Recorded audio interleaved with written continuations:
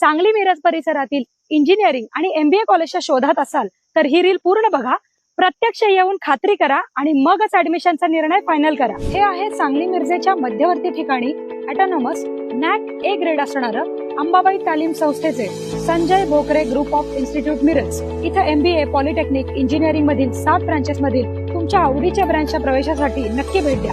या इन्स्टिट्यूटचं खास वैशिष्ट्य, इथे तुम्हाला उत्कृष्ट शैक्षणिक सुविधा देऊन गव्हर्नमेंटच्या सर्व स्कॉलरशिप तसंच चांगल्या कंपनीत चांगल्या पॅकेजच्या उत्तम प्लेसमेंटची हमी दिली जाते आणि यासाठी लागणारं हँड्स ऑन ट्रेनिंग सुद्धा विद्यार्थ्यांना इथे दिलं जातं। Sports event, cultural event, seminars यामधून विद्यार्थ्यांच्या कलागुणांना पण संधी मिळते। विद्यार्थ्यांसाठी हॉस्टेल, कॉलेज बस या सुविधा आहेत। सुंदर कॅम्पस तसेच अतिशय मानाचा असा radio city business Titans excellence in education award या संस्थेला मिळालाय। अधिक माहितीसाठी डिस्प्लेवर दिलेल्या नंबरला लगेच फोन करा आणि ऍडमिशन घेऊ इच्छिणाऱ्या तुमच्या मित्रमैत्रिणींना आणि त्यांच्या पालकांना हे रील नक्की शेअर करा।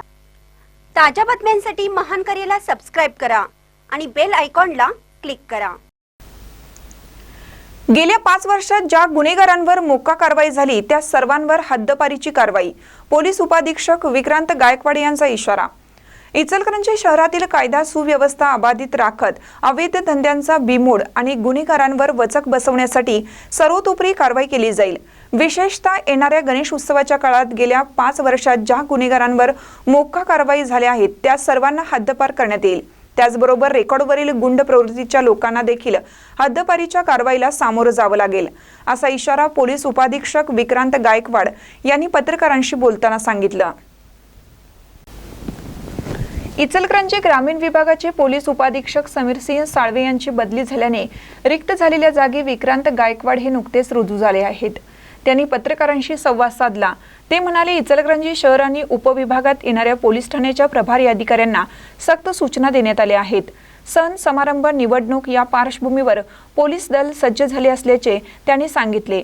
इचलकरंजी शहरात मिशन झिरो ड्रग्स अंतर्गत यापूर्वी कारवाई झालेल्या आहेत। आणखीनही मोठ्या कारवाया नजीकच्या काळात झालेल्या दिसतील।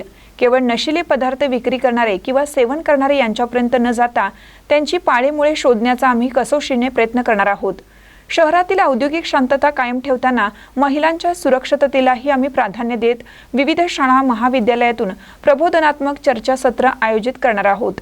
नागरिकांनी कोणत्याही गुंड प्रवृत्तीला न घाबरता थेट पोलिसांशी संपर्क साधावा, असे आवाहनही श्री गायकवाड यांनी केलं।